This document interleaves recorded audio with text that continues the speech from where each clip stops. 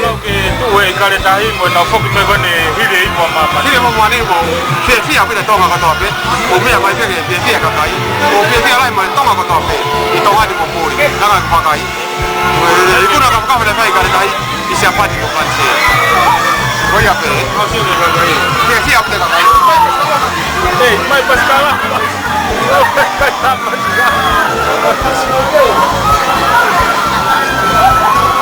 Ada hopo? Ada nak hopo? Hai masih ke pasal paskala, kau ni tahu tak? Ini ada TV yang kau ingin olah. Ada orang kau ini kau paskala. Kau tahu sesi calendaris?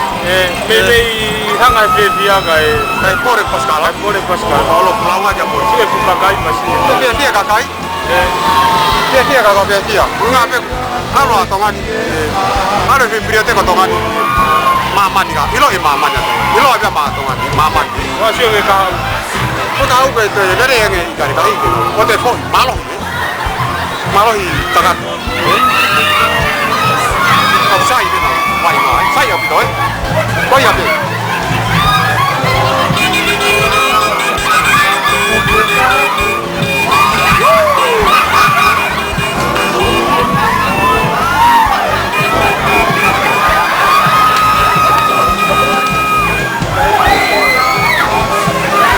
Sih oke, kalau sih apa nak coba sih?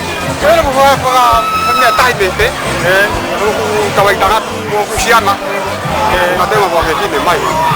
Tuan ni mai lo ta kita awak. Dia kan. Ada mai makan lah. Oke ya.